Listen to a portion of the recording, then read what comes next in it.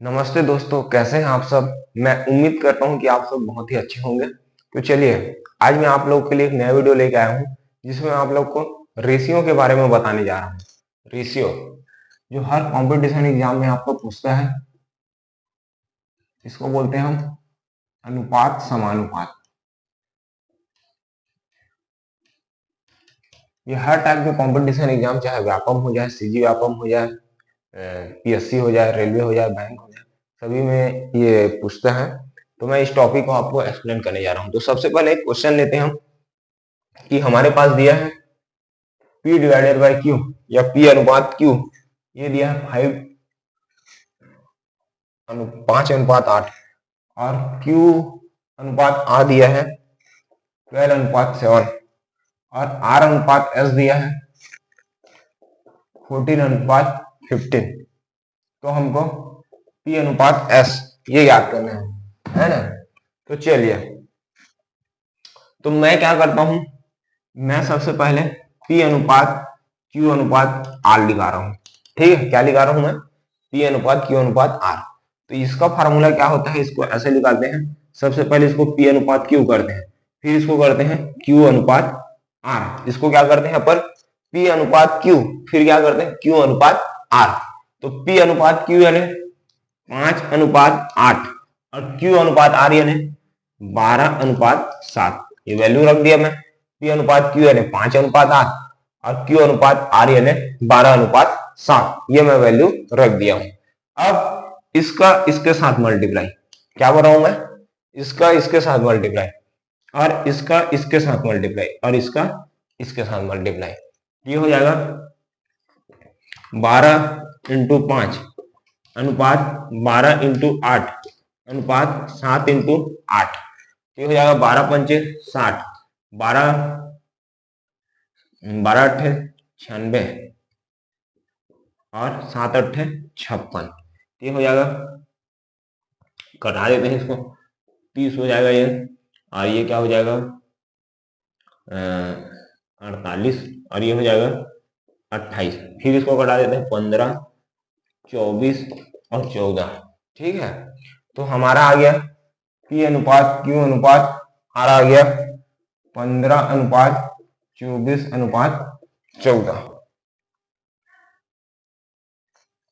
अब इसके बाद मैं लिखा रहा हूं P अनुपात Q अनुपात R अनुपात S, ये लिखा रहा हूं। तो इसको मैं कैसे निकालूंगा? इसको पहले P अनुपात Q अनुपात R कर लेता हूं, फिर करता हूं मैं इसको R अनुपात S। ये होता है इसका फार्मूला। तो इसका मल्टीप्लाई इसके साथ, इसका मल्टीप्लाई इसके साथ, इसका मल्टीप्लाई इसके साथ, ऐसे होता है। तो P अनुपात Q अनुपात R है हमारे पास यहाँ से 15:24:14 और R अनुपात S है हमारे पास यहाँ से 14:15।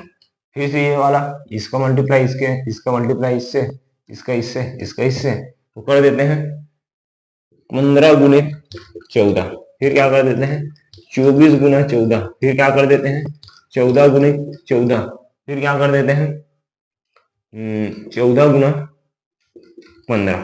ठीक है, ये हो जाएगा 14×5 = 70 का 0 हंस की लाइन 7, 14 एकम 14 और 7 21 अपॉन ये हो जाएगा 14×4 56 का 6 हासिल आ गया 5, 14×2 = 28, 33 और ये हो जाएगा 14×14 196 और ये हो जाएगा 15×4 60 का 0 हंस की लाइन 6, 15 एकम 15 और 6 21। ठीक है, तो ये हो गया, ये हो गया हमारा P, ये Q, ये R और ये S यहाँ से लिखा रहे हैं। तो फिर अब हमको क्या पूछा गया प्रश्न में कि P अनुपात S क्या होगा, पूछा गया है। तो हमारा P है हमारा ये वाला P और अनुपात ये क्या है S। तो P है हमारे पास 210 अनुपात ये क्या है 210।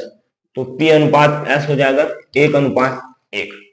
आया समझ में कैसे आया आंसर? यही हमारा आंसर है। हमारा आंसर आ गया है 1:1, 210/210 यानी 1/1।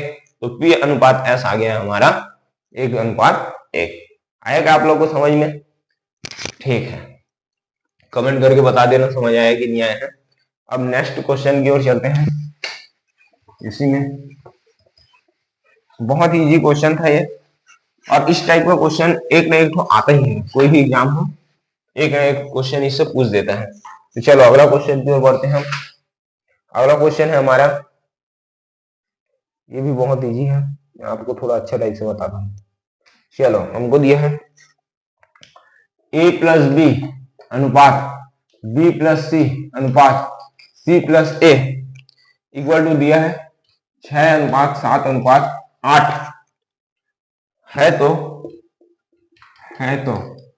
a plus B plus C बराबर 14 है वह है। तो c ज्ञात करो, c का वैल्यू कितना होगा ये ज्ञात करो बोला गया है। ठीक है, तो सबसे पहले हमको दिया है a plus B, B plus C, C plus A, तीनों अनुपात में कितना है 6:7:8। तो a प्लस बी इसको हम मान लेते हैं 6x, ठीक है। b प्लस सी इसको हम मान लेते हैं 7x और c प्लस a इसको मान लेते हैं हम 8x, ठीक है। अब इन तीनों को हम जोड़ देते हैं, तो a plus B plus B plus C plus C plus A बराबर हो जाएगा 6x plus 7x plus 8x। आया क्या है समझ में? इसको जोड़ दिया मैं, इसको जोड़ दिया और इसको जोड़ दिया, तो क्या हो जाएगा a प्लस बी, ये हो जाएगा b प्लस सी, ये हो जाएगा c प्लस ए बराबर हो जाएगा 6x plus 7x plus 8x। आगे यहां तक समझ में? ये हो जाएगा हमारा a और a 2a प्लस b और b 2b plus 2c equal to हो जाएगा 6 6 12 1 13 10 23 21x, ठीक है। 2 यहां से कॉमन ले लेते हैं तो a plus b plus C equal to ये हो जाएगा 21x। अब a plus b plus C बराबर कितना है, वहां से 14 है, यहाँ से a प्लस बी प्लस सी है 14, तो ये हो जाएगा 21x। तो यहाँ से हो जाएगा x इक्वल टू 2 इंटू 14/21, 7 दूनी 14, 7 या 21, तो x इक्वल टू हो जाएगा 4/3, ठीक है। अब ये हमारा है x इक्वल टू 4/3, यहाँ पे इसका वैल्यू रख देते हैं हम a plus B equal to 6x, तो a plus B equal to 6 into 4/3, 3 एकम 3, 3 दूनी 6, a plus B equal to आ जाएगा हमारा 8। और वैसे ही हमारा आ जाएगा c का वैल्यू पूछा गया है ना, चलो इसमें रख देते हैं फिर। तो b प्लस सी बराबर हो जाएगा 7x, यानी b plus C equal to 7 into 4/3, तो b plus C equal to 28/3। और वैसे ही c प्लस ए क्या हो जाएगा हमारा, c प्लस ए 8x, 8 इंटू 4/3 मतलब c प्लस ए यानी 24/3, तो 3 एकम 3, 3 अट्ठे 24, c plus A equal to आ जाएगा हमारा 8। अब तीनों का वैल्यू निकल गया, अब यहाँ से हम c का वैल्यू निकाल लेते हैं, देखते हैं क्या मिलेगा। c का वैल्यू यहीं से निकल जाते हैं। देखो हमारे पास ये है a plus B plus C equal to 14 है और a प्लस बी बराबर क्या है 8, तो यहाँ से हम लिख देते हैं 8 प्लस सी इक्वल टू 14, तो c इक्वल टू हो जाएगा 14 माइनस 8, यानी c इक्वल टू आ जाएगा हमारा 6। ये आ गया हमारा आंसर। देखो ये भी क्वेश्चन कितना इजी है, कुछ नहीं करना है, बस इसको रेशियो मान लेना है x के फॉर्म में, तीनों को ऐड कर देना है, ऐड करने के बाद जो आए वो हमारा x का वैल्यू हो जाएगा, उसको वहां पे रख देना है, हो गया। चलिए आगे बढ़ते हैं हम नेक्स्ट क्वेश्चन की ओर। ये टॉपिक बहुत ही इजी है, इसको आप लोग बना बना के देखते रहिए, दिमाग में रखते रहिए, क्योंकि इससे एक दो क्वेश्चन तो बिल्कुल आ ही आता है। इस टाइप का क्वेश्चन से कोई छूटा है ऐसा वाला बात ही नहीं होना चाहिए, बन जाना चाहिए सब।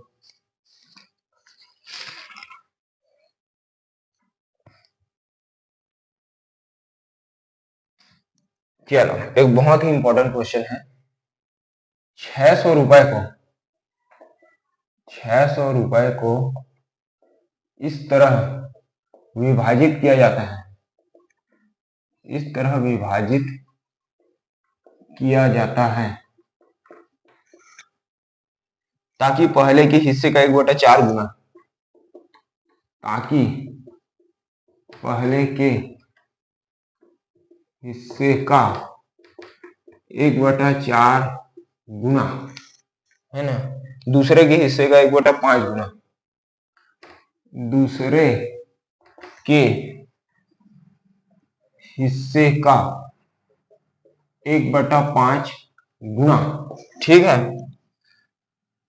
और तीसरे के हिस्से का 1/3 गुना, और तीसरे के हिस्से का 1/3 गुना एक समान हो दूसरे के हिस्से का मूल्य क्या होगा। एक समान हो दूसरे के हिस्से का मूल्य क्या होगा, ये हमसे पूछा गया है। ठीक है, 600 रुपए को इस तरह विभाजित किया जाता है ताकि पहले के हिस्से का 1/4 गुना, दूसरे के हिस्से का 1/5 गुना और तीसरे का हिस्से का 1/3 गुना एक समान हो। दूसरे के हिस्से का मूल्य क्या होगा। देखो, पहले का हिस्से का मतलब पहले वाले को मैं ए मान लेता हूँ, इसका क्या बोला है 1/4 गुना, तो मैं क्या कर दे 1/4 गुना, और दूसरे के हिस्से का 1/5 गुना, दूसरे का हिस्सा को मैं बी मान लिया, इसका बोला है 1/5 गुना, तो 1/5 लिखिए। तीसरे का हिस्से को मैं सी मान लिया, इसको बोल दिया मैं 1/3 गुना, 1/3 लिख दिया। समान में बोला गया है मतलब ये तीनों हो जाएगा इक्वल और बराबर हो जाएगा ये एक्स, एक्स मान लेता हूँ इसको। ठीक है, तो ये हो जाएगा A equal to 4x, B equal to हो जाएगा 5x, सी इक्वल टू हो जाएगा हमारा 3x। आया क्या यहां तक समझ में। अब ये टोटल है 600 रुपए को इस तरह विभाजित किया जाता है, मतलब टोटल है 600, तो हो जाएगा 4x plus 5x plus 3x बराबर है हमारा 600। तो 5 4 9 3 12x है हमारा 600, तो x इक्वल टू है हमारा 600/12, x इक्वल टू है 5 और 0 का 0 50 आ गया। ठीक है, तो दूसरे का हिस्से का मूल्य क्या होगा बोलो, पूछा गया है बी का क्या होगा, बी इक्वल टू है 5 × 50, तो बी इक्वल टू है 250, ये हमको पूछा गया है, यही आ गया हमारा आंसर। ठीक है, कितना इजी सवाल है। क्वेश्चन देखो, क्वेश्चन है बहुत लंबा और उसका सॉल्यूशन है बहुत ही छोटा, तो ये भी एक इम्पोर्टेंट सवाल था। तो ठीक है, ये इस वाले वीडियो में इतना ही, अगला नेक्स्ट वीडियो में। Thank you.